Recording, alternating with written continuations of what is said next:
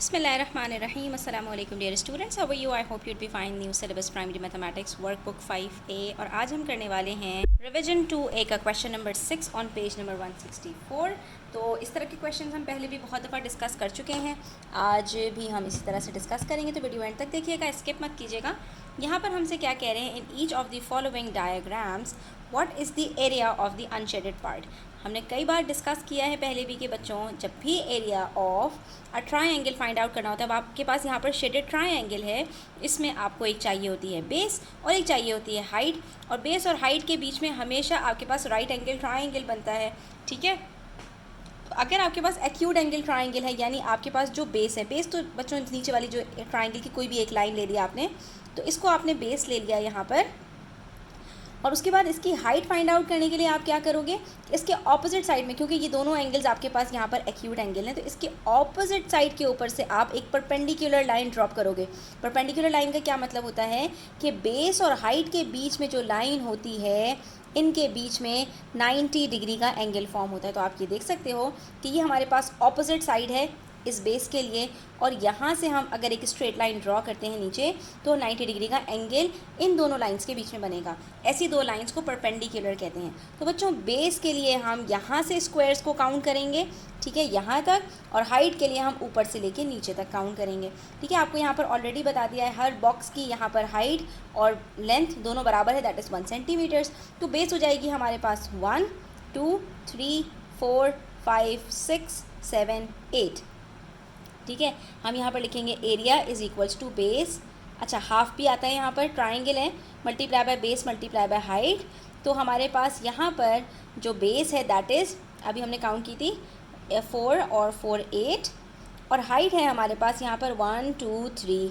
ठीक है, तो अब मल्टीप्लिकेशन के अंदर हम क्या करते हैं यहाँ पर बच्चों, कि हम यहाँ पर या तो पहले इन दोनों को मल्टीप्लाई करके फिर 2 से डिवाइड कर लो, और या पहले सिंप्लीफाई करके फिर मल्टीप्लाई कर लो। 8 3 ज़ार 24, 24 को 2 से डिवाइड करते हैं तो आंसर 12 आता है, और चाहे आप 2 1 ज़ार 2 2 4 ज़ार 8 करके 4 3 ज़ार 12 कर लें, तब भी आपके पास आंसर यही आएगा। अब क्योंकि सेंटीमीटर्स यूनिट है, तो स्क्वायर यूनिट आपके पास एरिया का यूनिट आ जाएगा। ठीक है बच्चों, ये आपका सवाल यहाँ पर सॉल्व हो गया। अब उसके बाद पार्ट बी है, पार्ट बी में भी कुछ इसी तरह से करना है आपको। पार्ट बी में थोड़ा सा यहाँ पर डिफरेंस है कि यहाँ पर हमारे पास 3 शेडेड ट्रायंगल्स हैं। तो सबसे पहले हम यहाँ पर इन दोनों ट्रायंगल्स की बात करें, तो एक ट्रायंगल की बेस है हमारे पास 1 2 3, और ये ऑलरेडी राइट एंगल ट्रायंगल है, क्योंकि इसकी जो हाइट बन रही है वो है ही इसके परपेंडिकुलर, दोनों के बीच में आपके पास 90 डिग्री का एंगल है। जब भी ऐसा ट्रायंगल हो जिसमें एक एंगल 90 डिग्री का हो, तो वहाँ पर आपके पास बेस और हाइट खुद ब खुद आ जाती हैं। ठीक है, जो लॉन्गेस्ट साइड होती है वो हाइपोटेन्यूज होती है, उसको छोड़ देते हैं, और बाकी जो दोनों साइड्स होती हैं उसमें से एक बेस बन जाती है और एक हाइट बन जाती है। ठीक है, तो यहाँ पर हम क्या करेंगे, यहाँ पर बेस को हाइट से मल्टीप्लाई करेंगे। मज़े की बात यह है कि यहाँ पर दो हमारे पास सेम ट्राइंगल्स हैं, 1 2 3 1 2 3, दोनों की बेस 3, 1 2, दोनों की हाइट 2। तो अब यहाँ पर आपने क्या करना है, इन दोनों ट्राइंगल का, इसको ट्राइंगल 1 ले लेते हैं, इसको ट्राइंगल 2 ले लेते हैं।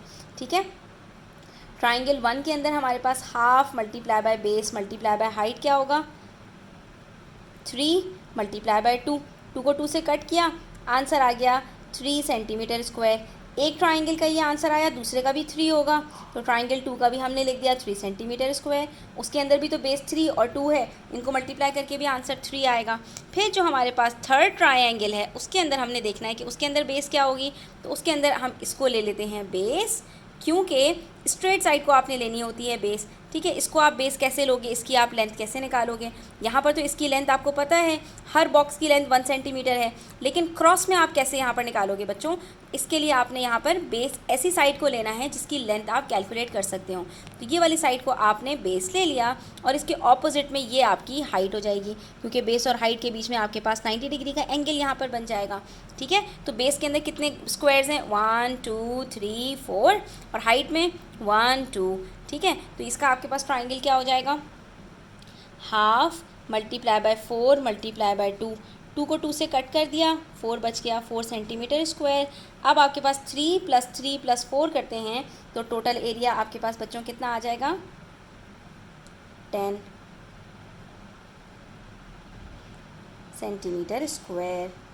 ठीक है, तो कितने मज़े का क्वेश्चन था। ऊपर सिर्फ एक ही ट्राइंगल था, उसका ट्राइंगल का एरिया फाइंड आउट कर लिया। यहाँ पर 3 तरह के ट्राइंगल हैं, तीनों का एरिया अलग अलग फाइंड आउट कर लिया और हमारे पास इसका आंसर कैलकुलेट हो गया। तो आज के लिए इतना ही, इंशाल्लाह नेक्स्ट वीडियो में मज़ीद क्वेश्चन सॉल्व करते हैं। तब तक अपना ख्याल रखें, चैनल पर नए हैं तो सब्सक्राइब करते जाएँ, वीडियो अच्छी लगी हो तो लाइक करें, अपने फ्रेंड्स के साथ शेयर करना ना भूलें। टेक केयर, अल्लाह हाफिज़।